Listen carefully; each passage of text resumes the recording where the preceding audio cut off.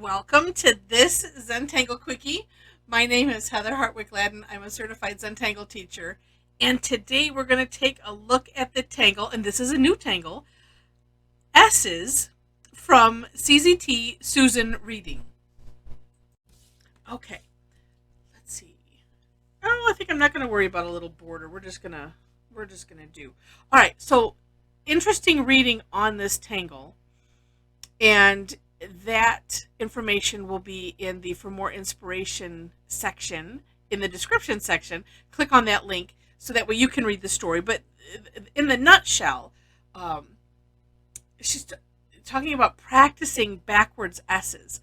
And this one will look to you, if you've done the Tangle Kiko, it's very similar to Kiko, but we are doing backwards S's. And so it's kind of interesting. I'm going to try to do mine a little bit bigger than I have been doing before, and especially like I was doing on the step out.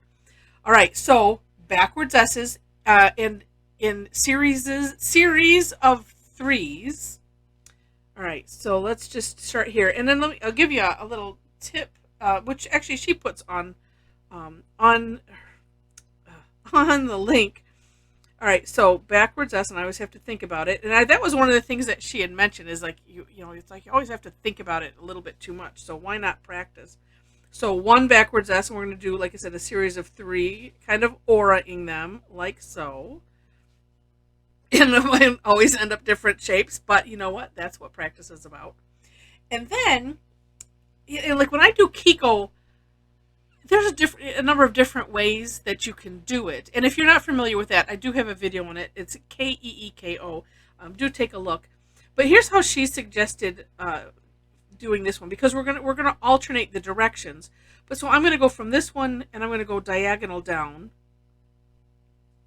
And I'm gonna, like I said, I'm trying to make these bigger than I had, and let's see if I can make them. Oh, that one's better. All the same size. Yay! And then back up to the top. And I found myself worrying quite a bit about, oh, well, the spacing. And this is one of those where I just have to let that go. And then kind of going back down here like this. Because in the end, just like everything is Zentangle, it'll all work out great. And then from here, I'm going to go down. And now, I dare say, I wonder if you could kind of go backwards. But I had not been doing that. I've just been doing it this way. So these ones are interesting.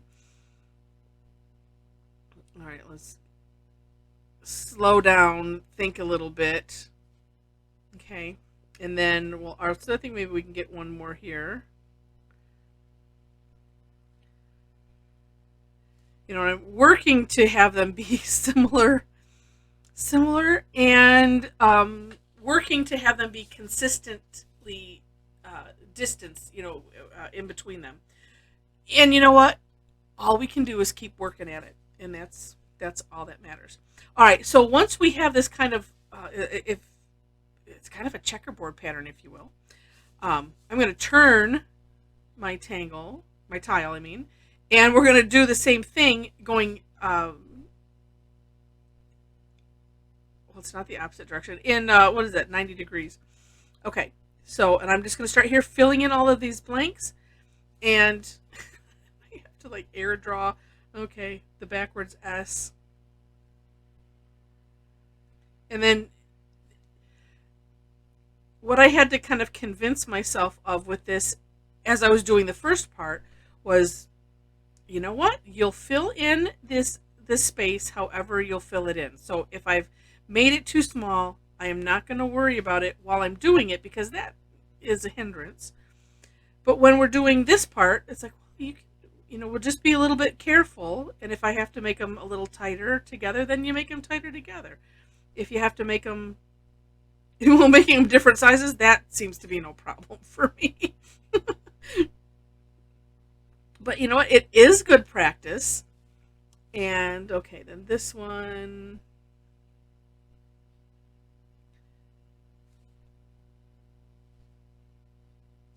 And at first I was thinking, oh, this is too much like Kiko, but not really, because it is S-shaped, and so it does give it a completely different look. Now, she does also add, and this is so the next step. So we're not quite done yet. And then there are also other options for this part, which you can look in that at that link for.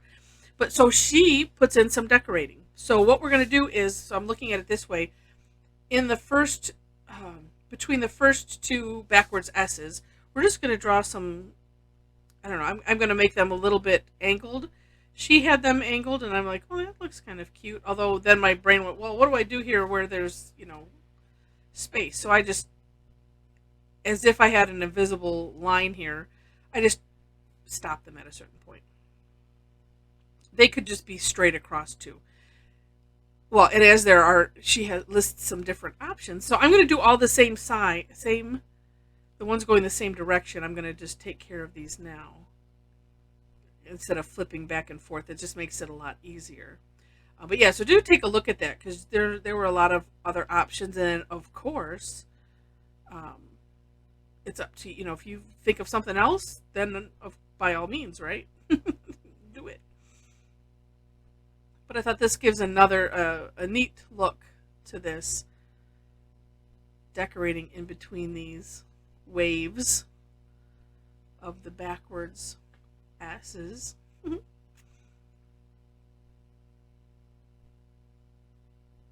And I think I got them all. And some of me thinks even just doing the one side kind of looks neat. But no, we'll continue. We're gonna do like her step out has. And like I said, if you want to play with the variations and other ideas, that's why they're there, or come up with your own.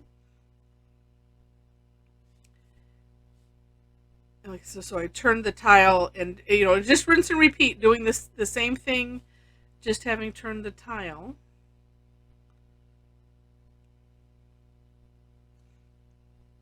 And then she had one final step after this, and she didn't really put in any shading, so I won't worry about that, because I'm like, this is one of those, I'm not really sure where to go with that, although I suppose you might be able to, after that last step, maybe could do in between. I don't know. I think it kind of looks neat as a, just as it is, maybe. All right, so now I've got them all, and I'm just going to leave it in the same direction, because her last step was to put some little orbs or dots. She had like 3, and that's about all that seems to fit. So I start by putting one in the middle, and actually this you don't even have to flip your tile, because we're just going to put it in that little space. Although I do have to work to be a little bit more careful. As you can see, like right there is like, oh, my lines were going over into the other side. But that, it doesn't look too bad. I just kind of went over it with the pen. And then I'm kind of making these just big enough so that it fills the space nicely. But again, starting in the middle, that seems to work well, and then one on either side.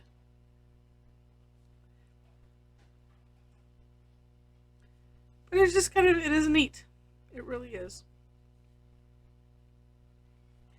And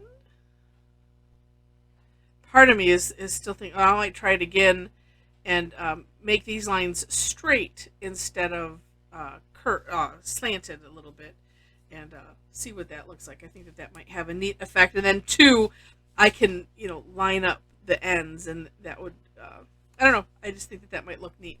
But there we go. Es-sizz. and really cute name.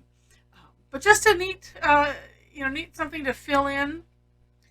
Just like, I use Kiko a lot, because it kind of has a weave look to it. But this is kind of neat. So wanted to, this one was just released on the email. If you are on Linda Farmer's tanglepatterns.com, if you subscribe to her newsletter, this just, I think, came out today. So highly also recommend getting on that email if you haven't already. And then also, because you can click, when you click the For More Inspiration link, it'll be right there. Also, if you have not subscribed to Zentangle's newsletter, you want to do that. And Also in that description section, I'll have my step out, and below that, ways to connect with me if you wish to. And just so you know, I do online classes, a lot of them free. I do some that are paid. I do every week. So there's something to do at least once a week if you wish to. So ways to connect with me are below the step outs, and would love to have you join sometime online and have a lot of fun with us. If you like the video, like, share, subscribe, all that. I appreciate everyone doing that. It helps me out a lot. And with that, thanks so much for watching, and I wish you happy tangling.